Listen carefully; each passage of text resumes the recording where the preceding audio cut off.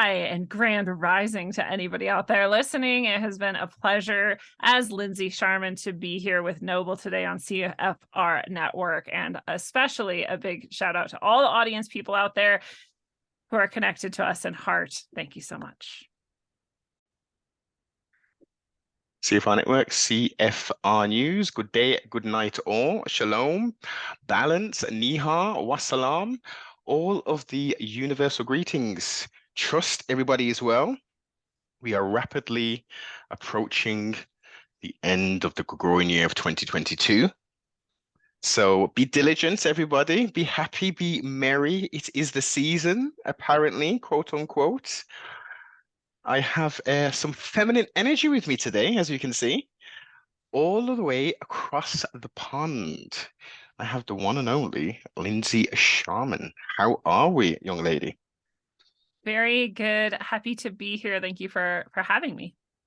You're most welcome. You are a very interesting and thought-provoking character with a myriad of different capabilities. So I thought it would be an excellent opportunity to have this conversation. Please do elaborate a little bit more in regards to your personage. Who are you? It's so hard to answer this question. Sometimes people even ask me, like, what do you do? And that's really hard for me to answer as well, because I do a million things. A million things. I feel like I feel very focused and present all the time, but it is hard to explain to other people. So Yes. I'll say that I have a show. And so I have a show called Rogue Ways. It's a live show. It's a video show. I sometimes interview people. I sometimes go over kind of recent events and help people see how we are winning as a human race, even though it seems very dark in this dark age we're in.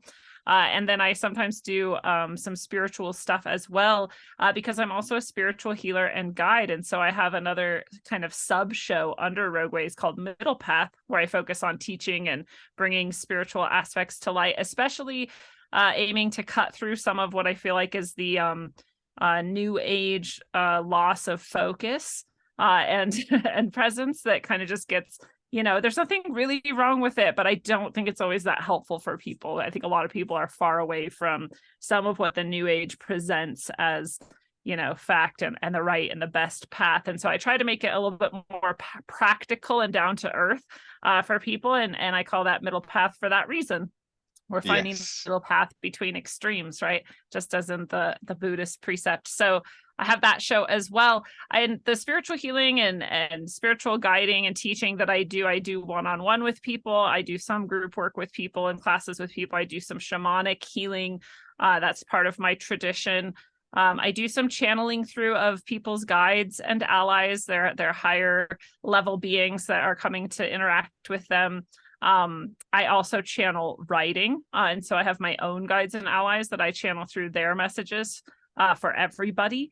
I have that on my Substack, rogueways.substack.com. I also keep it in my rogue.locals.com group, which is kind of like Facebook, but you pay a little bit to get some of the content. So it's also there. And these are the ways that I kind of get support from people for doing some of this work that I do.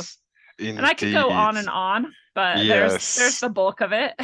Totally. Oh, and one thing which you haven't mentioned, which I was very much drawn to, is your I guess more of the former life as an educator. Yeah. So I actually am professionally trained and did most of my professional work as a teacher for 14 years. And so I have a master's in teaching from a prestigious university program, as well as a board certification in teaching, which is sort of like the higher level up that you get after you've been teaching for a while. And so I have these high accolades, and yet I left public teaching and private teaching behind to do this sort of teaching, which I find to be just an extension and outgrowth of that. Honestly, I feel like that was what I needed to do to sort of start my path, and then it led naturally into what I do now. So really interesting how the two actually feel almost like one to me. I feel like I've always been doing this even though it was a wildly different life when I was teaching in public and private schools. Most definitely. And as you say, it's that sort of transferal of skills into a totally new realm, and not necessarily in an formal education setting of sorts, but still utilizing those skills, still imparting that knowledge, still, as I like to try and do, inciting thoughts, because it seems like in the age we're in now, you don't have your own thoughts anymore. Your thoughts are prescribed to you these days. Yeah, and it's terrifying for people to even consider what that might mean. It's actually mind-blowing to me, and I think this is one of the maybe differences between where a lot of people have been at and where I feel like I came into this life at. Is I feel like I've always had my own thoughts, and I've always been in this sort of connection with what I feel, you know, is my higher self, or my guides and allies, or this higher sort of level of energy and information. And I didn't question that, and I didn't know that there could be a difference for other people, you know, just like anybody. You don't really know that people live differently from you when you're young, right? And this was also true in that we were really, really poor, and I had no idea we were really poor until I eventually went to someone who was really, really rich, you know, and saw their house and was like, whoa, wait, like, what is this?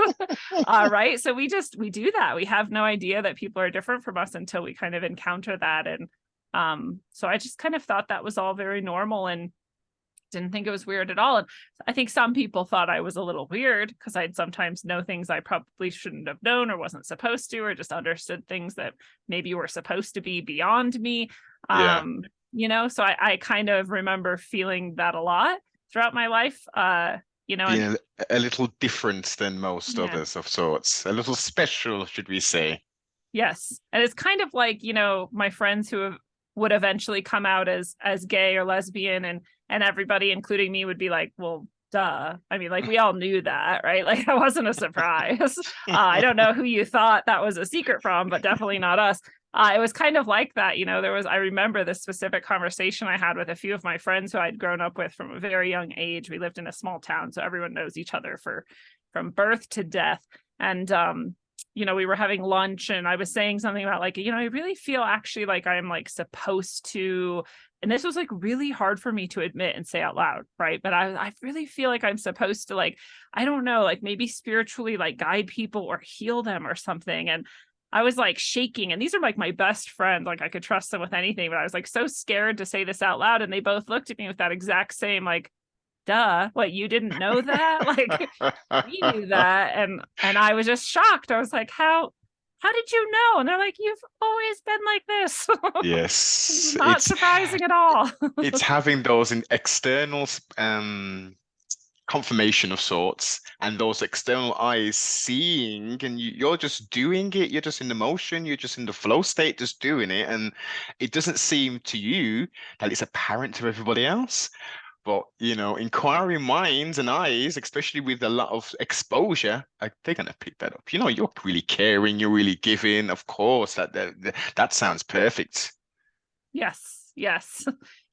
And they'd be like, well, the weirdest things happen to you. And it's very clearly like otherworldly or paranormal or whatever. It doesn't happen to us. It doesn't happen to other people. What so age? What's going on? Yeah. What age was you at? Was it a teenage, I take it, or? This conversation was when we were in our early, like, probably we had just turned like 21 or something, right? Like, it was kind of late, right? But I'd had so many paranormal and profound experiences and interactions, and, you know, I don't know why it wasn't just very obvious to you. I don't think that it wasn't obvious to me. I think it was that it's actually terrifying to step into claiming that kind of power, right? Like, yes. It's not something that I felt very comfortable with proclaiming to other people, and especially not myself. And part of this was my own unhealed trauma, right? Which said to me that I wasn't really worth, like, why would you think you're so special or whatever, right? Like, yes. I mean, well, let's rewind. Let's jump into the DeLorean. Let's kick Marty and Doc out, and let's rewind time. What part of the States did you call home? Where did you grow up?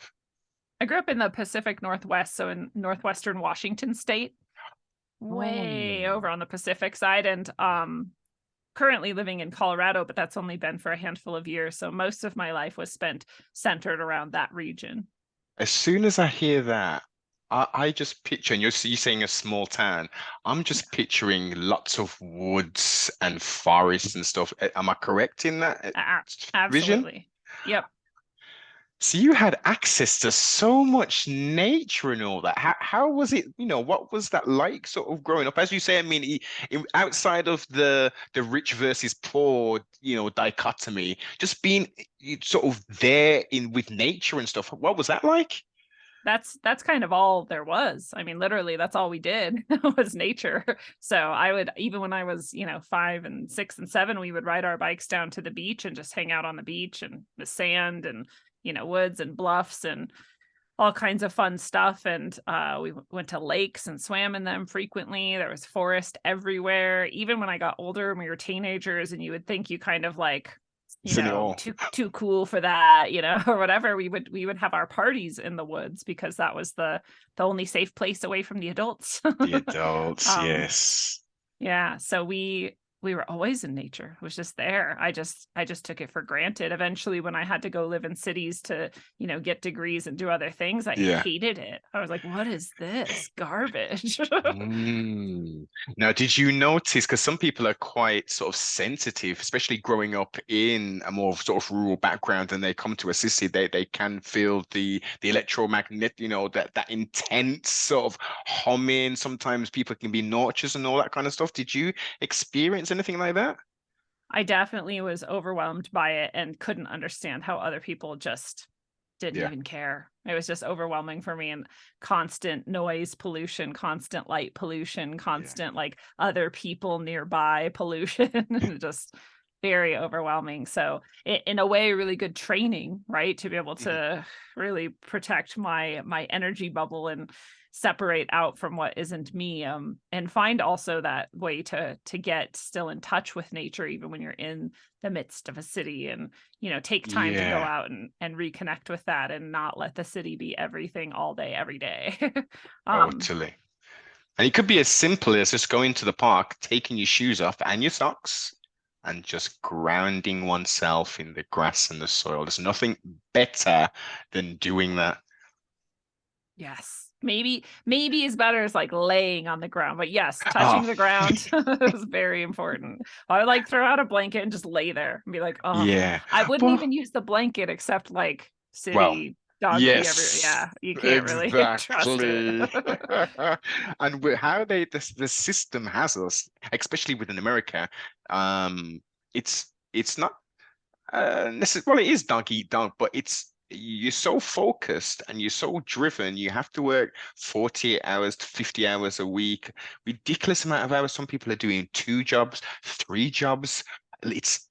Where's the time? So people have kind of, it would be nice to go to the park, and it would be nice to do these things, Noble and Lindsey. It'd be great to do that. I just haven't got the time. I can just about leave work, go to the local drive-through, get my dinner, and feed the family. Which, again, we got to look at the whole dichotomy of that, and the whole like drive-through to purchase food to feed your family. Surely you can carve an extra 20 minutes to rustle up something very quickly for the family. Oh, and this is why we're so disconnected right now. There's this phenomenon where young people often sometimes don't know like what food is. I mean, they understand what there is to eat and that they're eating it and what it's called, but you ask them where it comes from and they say the store. And you say, well, where does the store get it? And they're like, the trucks. Like, okay, where do the trucks get it? The factories. All right, where the factories get it? Like, they make it. Like, how do the factories make a chicken? I don't know. And they don't have this concept that the chicken is the animal that grows out in the pasture that is fed worms and, lays eggs, and then you kill it and eat it. Like, they don't understand that. Or that the, bananas and these things like come from trees, and you have to go pull them off the tree and then like put them in the bag and put them on the truck and send them to the store.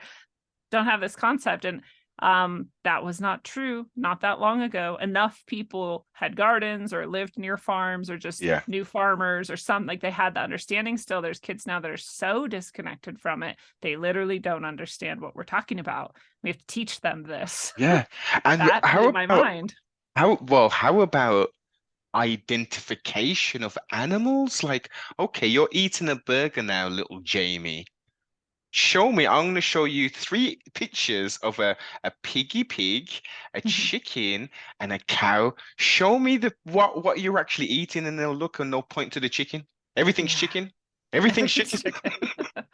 It all tastes like chicken.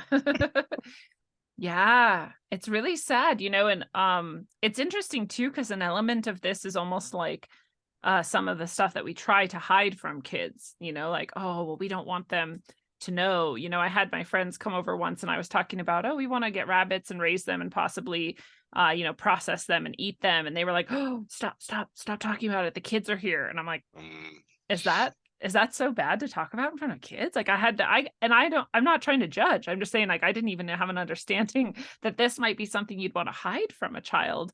They're like Well, 5, 6 and older. And I well, was really shocked, honestly. So it's that. And, so we were trying to hide some of this. We're intentionally kind of disconnected from a lot of this. And then I feel like death comes into this too. And I feel like that's the part they were concerned about, right? Like, we don't want them to think about animals dying. And I can kind of understand that, but I grew up on a farm and animals died and it was really hard, but it was a really good lesson as well, because yes. things do die in life, and that is But half of life is death. yeah. And I And so think these wicked beings who unfortunately control this quote unquote global system have, as we're discussing, they're divorcing human beings away from nature, in essence, yes, from yes, from the fundamental. I've got a homestead, I've got a house and a family, I've got some livestock, I've got some arable land, and we're going to use that and we're going to provide, I'm going to barter and sell, and that's the existence. You know, it's, yeah, oh no, everything you've got it, your life energy, your labor has to be all used up. In return, we're going to put some zeros in your bank account. We're not going to give you like tangible, like gold, silver, copper, bully, and nothing like that. We're just going to give you digital zeros, and you're going to spend those digital zeros, and we're going to, massage your ego in certain ways and provide you certain brands that you've been sort of raised as a child to always love and want, and then we're going to give you some other bits and pieces. yeah. Yeah, and we're really disconnected from that, like you said, intentionally, and transformed into this very unnatural, very inverted energetic exchange that is not good for us. If you really break it down, there's 3 things they are disconnecting us from ourselves by design, very intentionally. Therefore, it's very simple, the 3 things we want to intentionally reconnect with, and that is nature, like you said, right? Then ourselves, very disconnected from ourselves, right? We don't even have time to sit and think. I hear this, I'll suggest to someone, like, here's a simple practice, do it for 5 minutes a day. And they're like, I don't have time. I'm like, 5 minutes a day. You Yeah, have to make time for 5 minutes a day to connect to yourself. Like, you yeah, have to do this. This is essential. This is exactly why they're trying to keep you so caught up in anything that's happening.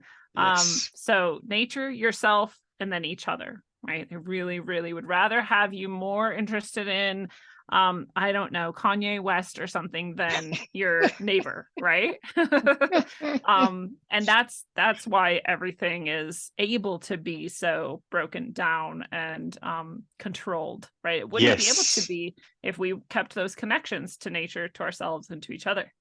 I would So add another element onto that, Lindsay, and I yeah, would say the other element, which is also very, very crucial, is our creator, the Most High. yeah, That, apparently, it's trendy now, and it's proven science that there's no such thing as a creator. yeah, Like thousands and thousands of particles, got together and made the Big Bang, and then comp single cell organisms. Then we got complex life from fish to mammals. It's just like, this makes so much sense. But again, in my opinion, as you say, those three elements plus the connection to the creator, because if we don't think that we're created and there's nothing superior to us, that means we are the be all and end all. There's no consequence. There's nothing. Do out thou will be the whole of the law, says Mr. Yeah. Crowley. Yeah. It's so twisted and inverted. And you're absolutely right. And the only reason I'm a little sneaky, the only reason I don't include source or creator in that list is because all source is everything on that list. And Yes. my real goal is that when you go connect with yourself and when you go connect with nature and you go connect with your fellow man and woman, you just will find that source is there. And actually it's been there all along. And actually it's the only thing that exists. And now you've, maybe accidentally become a person who is more connected to the spiritual side of reality, who wasn't necessarily before, didn't even maybe believe in it before. Because I don't think you can stop it from happening when you really go deeply into yourself and sit with yourself. I don't think you can stop it from happening if you really go immerse yourself in nature and just sit there and just put your feet on or just lay down on the ground and just be there. I think it just comes. I think the reminders are all in there, right? And that they just pop up and go, hey, you're a little piece of God. And you're like, whoa, am I? Yeah. Yeah, you are. That is the most powerful thing. And I love the way you've sneakily sort of connected that up. That is an excellent way to draw people in, because as I say, so much scandal within, let's just use the Christianity, Catholicism. There's so much scandal within that, with so much hypocrisy. But that's only a very small percentile of that, that Christian sort of doctrine. There were some wonderful people within Christianity. There's there's interesting and a small population within Islam, within Judaism, who have these interesting and strange ideas, but that's not the whole set of people. The three Abrahamic faiths, some people may disagree, and the way it's expressed may be quite different, but there's one source. When we go outside of these three Abrahamic faiths, then again, generally it's not a source. There's multiple sources that you can potentially sort of liaise with. But we just need to be, I think, as a society and just as people, let's not just tar everybody with brushes and stuff. That would be ridiculous to do. We have to take everybody on the merits as we see them. We can point out sort of trends within certain communities or ethnicities, quote unquote, or nations. But the tarring of these brushes across the board, this is so silly, and it's done for a purpose, so we can keep in these little boxes, so we can't express ourselves, whether we like it or not, whether we like some of the verbiage or not. But the ability to express, to love, to hate, because it's the without hate, how can there be love? Without the love, how can there be no hate? This isn't a total utopia. We have to have this yin and yang. It's unfortunate, and it would be nice to live where there's just a positive force always in prevalence, but darkness, quote unquote, is going to be there. Yeah, it's going to be part of it for sure. I think we've chosen that for many reasons, and I know that's also a maybe unpopular thing to say and to know, but it seems very apparent to me that it's true. So I think at some point we have to deal with it, just like we have to deal with death and some of the other stuff that are just sort of facts of this system that we're in, that we've chosen to be a part of. And you're right, painting a whole group any certain way is ridiculous, and we kind of all know that, and yet a lot of people are invited to do it anyway. Especially I notice more and more over the past handfuls of years that Christianity seems really targeted. Again, at least where I'm at in the America that I know today, it's like encouraged to bash Christianity, where if you bash Judaism, like like we seem to see Kanye West Yeah. possibly doing recently, or if you bash Islam, like we seem to see a lot of people doing in recent times as well, you get instantly called out, you get, shamed or shunned or attacked or whatever, right? There's some sort of consequence to it. Like even if you are a very important, powerful person, right? But if you bash Christianity, they're only people who are going to cry out against you are strong and somewhat perhaps fundamentalist Christians, which isn't a lot of people. Exactly, it's in scales. And I'm glad you brought this point up because we have to look at what's going on. Now, as you say, Christianity is right at the bottom of that totem pole. Right at the bottom. Islam is second on that totem pole. I mean, obviously, post 9/11, Islam was right at the top. Yeah. It slid back down, and Judaism, because in essence, that's what's always been the fight. It's been Judaism, Islam, Judaism, Islam. So we all know if we make a comment about a set of people, we're labeled anti-Semitic. Now, I'm pretty sure most of my listeners, I'm pretty sure a lot of your listeners will know that Semitic people aren't exclusive to people who practice Judaism. So, and then going back to the lowest on the totem pole, Christianity, the main figure of Christianity is Yeshua HaMashiach, as the world calls Jesus. And I'm sure when I read the Bible, he's from the line of Judah and he's a Jew, isn't he? Based upon being from the line of Judah. So that would make him one of the greatest Jews to walk the face of this earth. But no one calls out these comedians or these hateful people who say these disgusting things about Jesus, Yeshua. They're not anti-Semites, strangely enough. It's weird. Very good point. It is weird. It's all confused. And there's also the whole history of the ethnic, who is considered ethnic Jews and why and from where they are and what color they might be. And it's such a confused history and perhaps intentionally so, to hide who knows what. So that gets really hard too. So when people are talking about Jewish people, I think most of the time they don't even know for sure who they're talking about because it's so confused in the ways that you're describing. Totally. And then we know that Israel, biblically, we're going biblically now, as we always should. Israel has 12 tribes.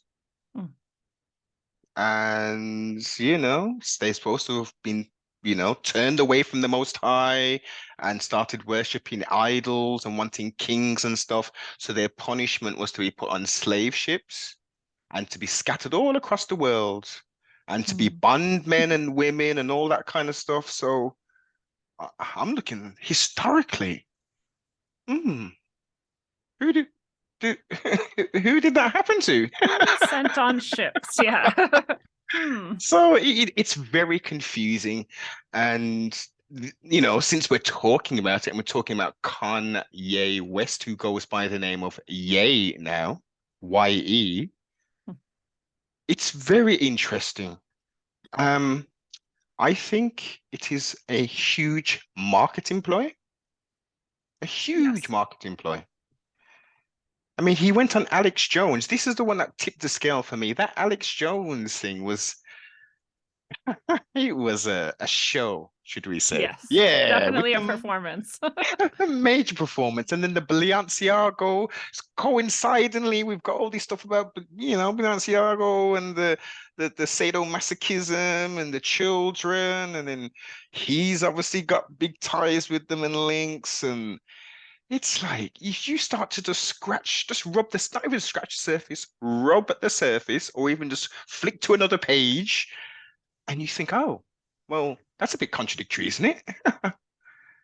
Very interesting. Someone pointed out he was wearing Adidas gloves the whole time too, which Adidas has got these ties with the Balenciaga and the pedo stuff as well. So like it is very interesting for someone who claims to be, professing, love for Jesus and whatnot. Who Yeah, knows? And I always hope for any of these people, I hope they indeed. do have a connection with source. I hope they do have, whatever they need to make their souls be light again and release whatever darkness of this world may have accumulated around them. And I'm Yeah. just never sure because he is such a performer and perhaps so controlled as well. I don't even know how much he really has free choice. Indeed. I mean, they medicated the hell out of him and stuff. So, you never know what we know about Project Monarch, Mockingbird, MK Ultra, a Project Artichoke, which if people are not too sure about that one, they can have a look into it. I wouldn't be surprised if Mr. West, aka Ye, aka Yeezus, at one point he was professing himself to be, if he doesn't indeed have multiple personalities that have been compartmentalized by certain professionals, quote unquote, because it just doesn't it's not normal. And then if we look at it, if this was all true. How has he got a platform to go onto all of these? They would have deplatformed him, and that was it. He'd probably be in a coffin or something. This doesn't make sense.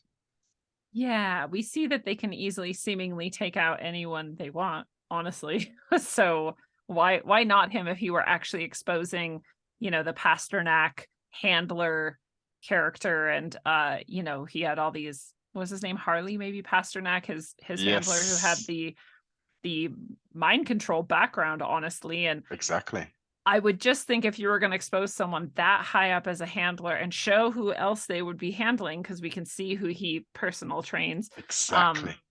that something would happen to you as a repercussion, and nothing has seemed to happen. And people might not agree with that, right? They're like, oh, he got his, I don't know, Cash App or something taken away, and his Apple Pay, and his bank dropped him, and this and that, and yet he's still alive. Yeah. He still seemingly has access to his kids and, like you said, these various networks and these various platforms. And he does still have all his money. But most importantly, again, he has his life. He has his tongue still in Yes. his mouth and he can still talk. So yeah, I Yes. just wonder. And again, maybe he found a way to get free, and maybe this really is his real thoughts, and maybe he's trying to shed light on some of these things and Yeah. draw attention to it. And what do I know? Maybe Cup maybe not. half full, cup half full, as you say, because my cup is always half full. I Yeah. would like to, I would trust, I'm never going to hope, but I'm going to trust that indeed his intentions are pure.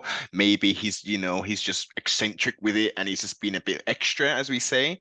Um, but based upon history, based upon what we know, when you put a cake in the oven and it's supposed to be out in 30 minutes and you come back an hour and a half later, it's going to smell a bit differently, isn't it? So if it doesn't smell right and it doesn't look right, then generally, Yeah, it's not a bad it's not a bad series of assumptions to hold, as long as we know that they are assumptions. yes. I mean, only time will tell. Only time will tell. But as we know, it's clear that the media plays certain tactics, and the tactics is to keep the lemmings, keep the sheeple, keep the NPCs occupied. Occupied, fighting over definitions, fighting over, this is a swastika, no, it's not a swastika, it's a Raelian symbol, that's not actually real, this is real, this person is bad, that one's good. Yeah. Mm, Endless it distraction. is. And then before uh that, we had Mr. Jones, and we still got Mr. Jones, who I will thank. I will still thank, even though I think he's very questionable as a character now, for the work he has done historically post 9/11. Outside of obviously taking over that 9/11 movement, we won't get into that, but he's done some excellent work. He still drops some information from time to time, but this guy, this is all theater. This is yeah. trillions, trillions, multiple trials and stuff. And he's begging on his band.tv every minute. Get these InfoWars. Go there. We got the best products. We're doing a blowout sale. Free shipping over $50. It's it's it's Yeah. deflating. Yeah, as I'm the same, I honor that there was a time where he was helpful for me, and I'm sure he's helpful for many people still, because everyone's at a different place in their, awakening and where they're at with learning about the world. And so there's a lot of what he has to offer can be helpful at different stages. But yeah, there's then the traps as well, right? If you keep stuck in that, if you keep stuck in his level of information and Yeah. energy, then you're stuck in that dichotomy, right? Where you're raging against it and you're ripping your shirt off and Yeah. screaming and like not quite the most helpful way to behave, but that's what you need to do for a minute. Maybe take some time and do that, I guess. Lindsey, you think this is a joke? 1776 will come again.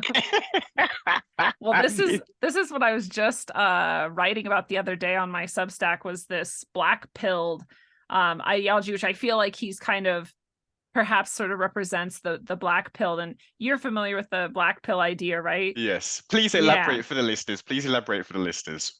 So the red pill is the wake up from the matrix and realize things aren't what they seem. And that can be as simple as just seeing that, like, wait, the banking system isn't what it's supposed to be, or my government might not be actually elected. They might fake elections or whatever. And, the media might be lying to me, and those sort of base level sorts of things. And the black pill is when you keep going down any of those rabbit holes to the point where you find things like Balenciaga or, Pizzagate, or, just how worldwide and expansive the sort of control mechanisms seem to be. And, the really deep, dark stuff. And then you get to the black pill is really the point where you are absolutely sure that literally everything is controlled, yes, and that there is no hope to get out of it, because they've thought of everything and they've got a trap for that, right?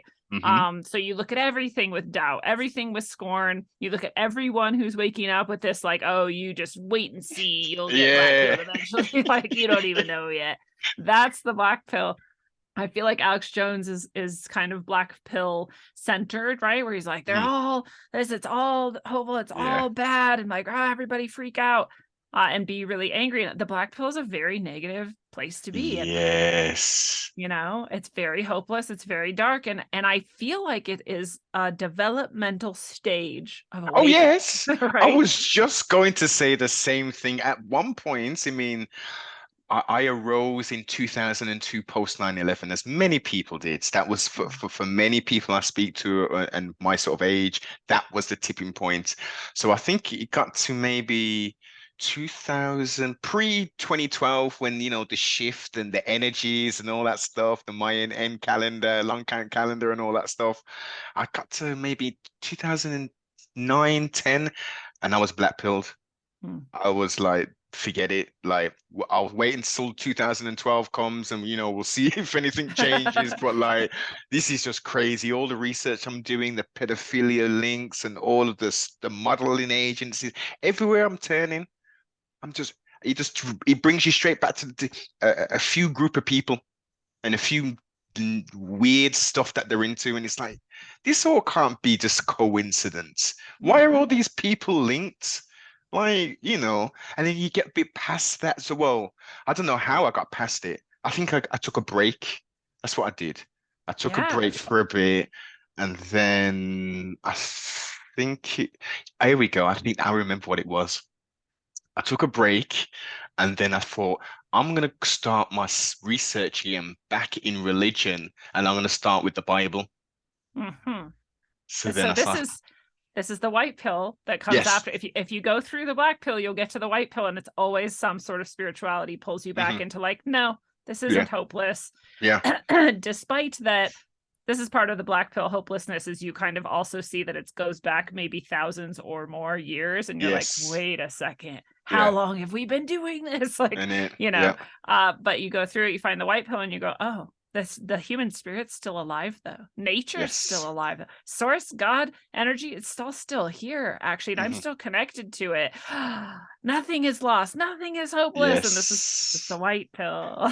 Indeed. And then you start to try and edge closer and closer as much as possible to source, as much as possible. And at the same time, looking at self, developing self, loving Yep. self, and in turn, once you're doing that and you're getting closer to source, that's that light and that energetic energy starts to radiate, and you start to love more people outside your closer circle, and in these bands of circles who you maybe were just associates with. It's no, I want to help you some more. Like, I want to give you some of this love and this energy and this good intent. Yeah. Fits. But unfortunately, there's only so many of these rings that you can go to, because not everyone is willing or at that stage of their own spiritual, physical, personal development where that information is receptive. It'll be like, oh, that's fine. I like the energy. It's nice for 5 minutes, but I want to dwell in darkness. Yes. I want to go back to my gloomy cave. Yeah, and that's okay. Actually, that's, I think, our role as white pillers. Some people now say rainbow pill is the stage after white pill, which I think actually is what we're getting at, which is that you realize not everyone can take the light so heavily, but you can go to any color on the spectrum and sit with them, right? Yes. And like give space to them, and whatever it is they do need. Maybe they just need to learn where beef comes from, and that's it. And that's enough, right? You can't get them all the way up to the white pill, but you can help them wherever they're at. And I think that's like the rainbow pill essence, is that you can dive into any color, no matter where someone is, and connect with them there. And I actually think that's like the most extremely helpful place that anyone can get to. Like I'm well enough in myself. I don't need to dwell on me anymore. I want to help other people, and therefore I need to be able to connect with them wherever they're at. Not saying I'm always perfect at that. Sometimes I'm definitely in judgment of some people. Yes. But the more we can get through that, the more we can connect with more people wherever they're at, the more we're going to get the whole world out of the delusion and the NPC and the terror and the disconnection that we're sort of in the Kali Yuga here. Totally, and out of the existence and back to living. I don't think people, especially post this zombie apocalypse, people don't know what living is anymore. I still see people walking outdoors with masks on them, face nappies on. It's like, what are you doing?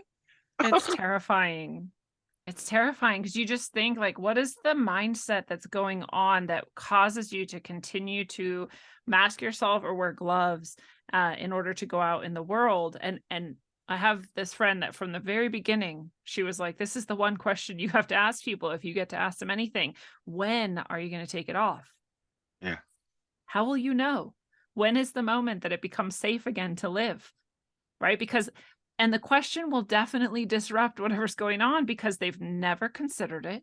It's not in their mind, right? They're just in the fear. They're just in this moment of fear, and they can't get out of this moment of fear. And if they were to honestly try to answer that question, they'd have to admit there was never an appropriate time to take it off, which means there was never an appropriate time to put it on. Yes. Right? Yes. There is no definitive delineating, like, this is the difference between on and off. It just doesn't exist. All of it was fantasy. And that is really hard to admit, though. But at least maybe you can like get that seed in there. Like, when are you going to take it off? Yeah, it's a mixture of cognitive dissonance and Stockholm syndrome. Yeah. Yep. It's They've so been sad. It's just like the sort of if you get into some fundamentalist religious ideologies and they're scared of everything, right? There's a lot of fear sometimes in those. Yes. And so especially in some of like the Christian, again, as much as I don't think we should bash Christianity, I also have some experience in it. And I think a lot of people can relate to this, where it's like, oh, okay, well, I'm going to go do some yoga. Oh, you can't wear yoga pants. Like, what? Like, oh yeah, that's Satan. You're like, what? How is it Satan? It's just pants. I'm just doing stretching, And they're like, no, that's Satan. See, it's just Satan that wants you to think that it's just pants and stretching. It's like, I mean, at some point you can't just have everything be Satan, right? And it's the same with this delusion. That is like, extreme. No matter... That is extreme. I understand there isn't like the Eastern philosophies and the yoga and the breathing techniques and all that. There are a lot of people who say we shouldn't, if you're a Christian, if you believe in, you shouldn't necessarily do any of that kind of stuff. There's nothing wrong with stretching, but this yoga stuff, hot yoga and all, and we shouldn't necessarily partake in that. So I understand that, but pants, Yeah, yoga no. pants. Or, there's even things like you can't believe in dinosaurs, and I don't even know if I do, right? But I'm not going to believe in them or not believe in them because I think that Satan put bones there to confuse us. Okay, well, let's Like there's touch on another one, right? that. That is a weirdo one because if we read the Bible, he only left you basic instructions before leaving Earth. It talks about huge lizards and and with the modern English language and just with language in itself, things evolve, unfortunately, and things change. So it wasn't until the early 19th century, I think 1930 odd, or maybe 1914, did the term dinosaurus was invented. Before they were Interesting. called terrible lizards and mammoths and whatever. So, in my opinion, the Bible indeed confirms and shows that yes, there are, but they just call them different things. Dragons, for instance, mythical creatures. Ah, Oh, that's real. yeah, I love that. Yeah, there's people who think, because of the possible age of the earth, that these bones were put there to make us think the earth is much older so that we don't believe in creation. And I'm like, I don't know. If God is God, God could be Yeah. like lizard creatures, then be like, actually humans. Like, I don't know that it would have to take 10 billion years for this to happen. Like, that's just an idea we have, right? There's no proof. Exactly. And we then have to put faith in science with this carbon dating, which has been proven to be faulty. Hence, we've Yes. got carbon 19, carbon 15 dating, carbon this, and like the dating elements, I don't trust. I put trust in man to a point, but for a man to pick up bones and talk about how old they are and saying how old the pyramids, the Great Pyramids of Giza is, and the Sphinx, get out of here, man. Silly. Yeah.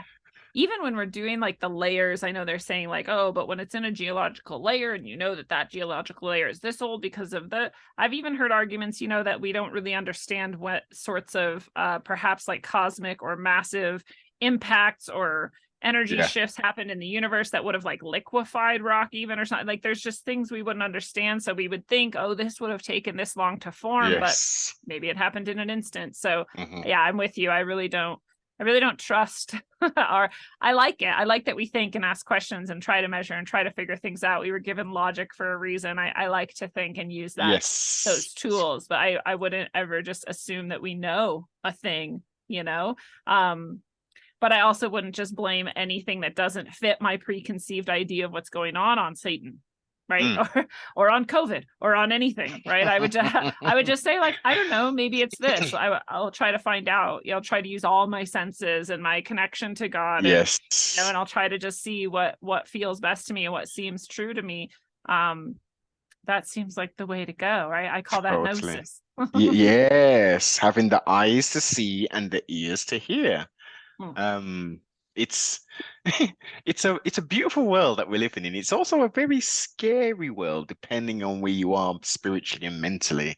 It, Yeah. it, it can be very. I mean, we can go on Google and go onto your favorite newspaper or wherever you get your news source, and it's death, destruction, and terror. They've got the youth brainwashed